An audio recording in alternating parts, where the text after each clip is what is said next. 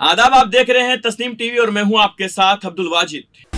कुछ माह बाद ही कर्नाटक में विधानसभा चुनाव होने हैं। सत्ताधारी भाजपा आगामी चुनाव में कोई कसर नहीं छोड़ना चाहती। यही वजह है कि पार्टी ने विधानसभा चुनाव में प्रचार और प्रबंधन के लिए कमेटियां का गठन कर दिया है। इन कमेटियों की कमान मुख्यमंत्री वासुदेव मुंबई को सौंपी गई है।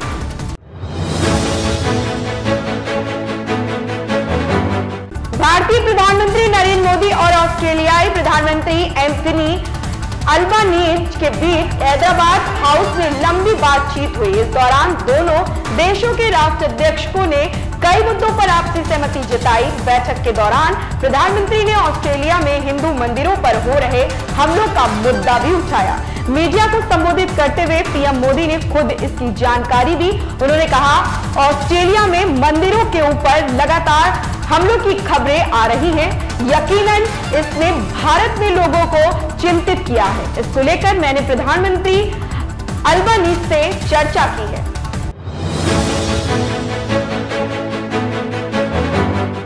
राजद प्रमुख लालू प्रसाद यादव पर केंद्रीय जांच एजेंसियों का शिकंजा कसता जा रहा। सीबीआई के बाद अब प्रवर्तन निदेशालय ने लालू के परिवार वालों के लिए दिल्ली और बिहार स्थित ठिकानों पर छापेमारी की है।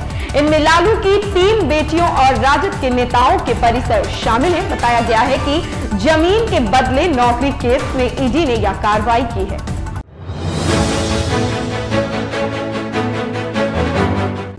प्रधानमंत्री नरेंद्र मोदी ने महिलाओं के आर्थिक सशक्तिकरण पर महिला और बाल विकास मंत्रालय के वेबिनार को संबोधित किया। इस दौरान प्रधानमंत्री नरेंद्र मोदी ने कहा कि देश में हर क्षेत्र में महिलाओं की भागीदारी बढ़ी है।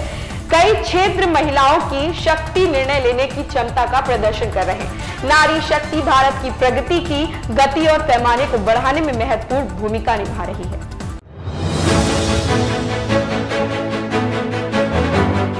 महिला आरक्षण विधेयक को लेकर भारत राष्ट्र समिति ने आज राष्ट्र राजधानी नई दिल्ली में विपक्षी दलों को लामबंद किया है। तेलंगाना के मुख्यमंत्री के चंद्रशेखर राव की बेटी के कविता ने यहां केंद्र सरकार से बजट सत्र में महिला आरक्षण विधेयक होने की मांग की है। उनके साथ इस धरने में सीपीएम के महासचिव सीतारमण येचुरी और कई अन्य दलों के नेता भी मौजूद रहे।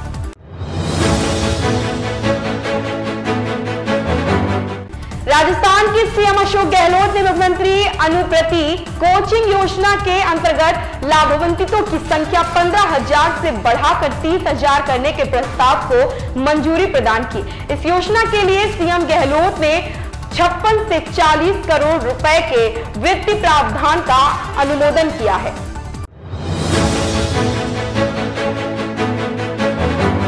होली पर जिले में शराब पीने और पिलाने के शौकीन लोगों ने जी खोलकर पैसा खर्च किया है।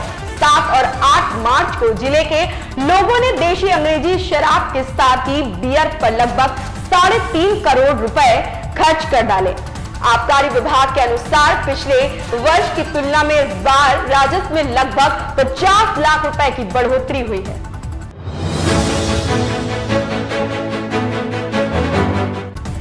AIMIM के प्रमुख असदुद्दीन ओवैसी ने जुनैद और नासिर हत्याकांड को लेकर कड़ा आक्रोश व्यक्त किया है। इसके साथ ही जुनैद नासिर के परिवार को 1.5 लाख रुपए की मदद भी की है। बृहस्पतिवार को AIMIM प्रमुख असदुद्दीन ओवैसी की ओर से जुनैद और नासिर की पत्नियों को यह मदद उपलब्ध करा दी गई है।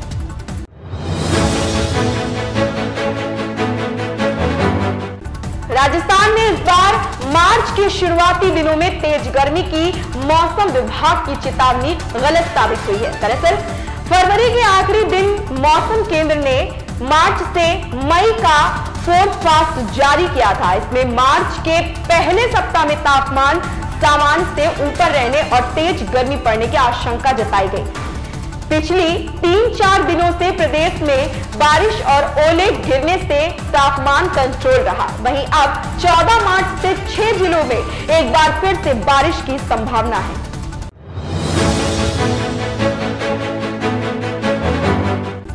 बॉलीवुड एक्ट्रेस दीपिका पादुकोण 95वें ऑस्कर अवार्ड में प्रोजेक्ट के रूप में शामिल होंगी। ये जानकारी खुद दीपिका ने सोशल मीडिया के जरिए फैंस के साथ शेयर की थी। अब ऑस्कर में हिस्सा लेने के लिए या मुंबई से अमेरिका के लिए रवाना हो गई हैं। हाल ही में उन्हें एयरपोर्ट पर स्पॉट किया गया, जिसका एक वीडियो सामने आया है। इस वीडियो में दीपिका क्लासी लुक में नजर आई। उन्होंने ओवरसाइज ब्लैक ब्लेजर के साथ ब्लैक टर्टल नेक टॉप पहना हुआ है। इस दौरान उन्होंने स्माइल करते हुए साथ पेपराइजी को पोज भी दिए।